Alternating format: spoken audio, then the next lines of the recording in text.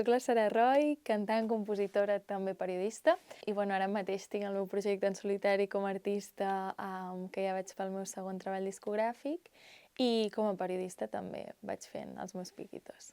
Jo vaig començar fent balls de saló i dansa, o sigui, va ser com la meva primera afició, diguéssim, però va ser als 12-13 anys que em vaig apuntar a teatre musical i arrel de teatre musical vaig fer el càsting per entrar al grup Macedònia i va ser llavors. O sigui, realment el fet d'escriure cançons i adonar-me que la música era el que més m'agradava al món va ser just a l'entrar a Macedònia, que vaig començar a tocar la guitarra, a composar les meves cançons i va ser llavors que vaig dir, hosti, m'agrada molt això. La diferència del primer disc, aquest segon àlbum, és molt més canyero a nivell de ja més electrònica, ja no és un pop tan orgànic ni tan acústic com al principi, sinó que ja és com una mica més evolucionat amb això, amb sintetitzadors, amb sons més electrònics i amb una mica més de power. Llavors, la cançó que dona nom al disc, que és Alter Ego, sí que és una cançó que està plenament inspirada en finals dels 90, principis dels 2000, amb aquestes divas del pop.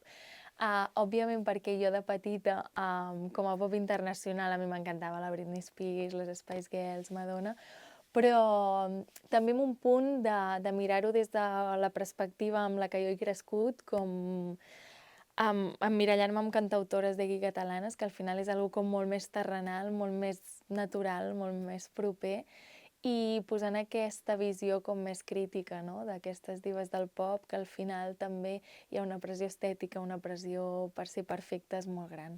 Jo crec que al final, com a artista, cada vegada sí que amb tot la voràgine de tot el que s'està coent, que al final estem com en una indústria musical que va molt ràpid, potser massa ràpid i tot, crec que mantenir la identitat és important, però jo crec que el més important és com ser sincera amb tu mateixa. Al final t'han de sortir coses de dintre, t'han de sortir coses de veritat per poder fer que aquestes coses i aquesta música arribi a la gent. Llavors crec que és una mica el camí que sempre he seguit i que segueixo. Jo parlo català amb tothom, o sigui, realment només parlo en castellà quan marxo a treballar fora, que sí que ho estic fent bastant. Llavors, òbviament, és la meva llengua, llavors crec que com a cosa més natural em surt cantar en català i escriure en català. Sí que és veritat que jo de petita havia escoltat molt el pop espanyol, és el que sonava a casa amb...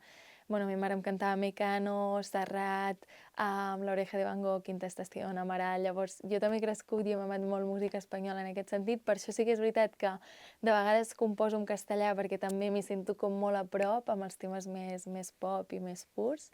Però sí, òbviament, és que el català és la meva llengua. Jo crec que si som artistes catalans hem de defensar una mica això. Al final és la nostra terra, és la nostra identitat.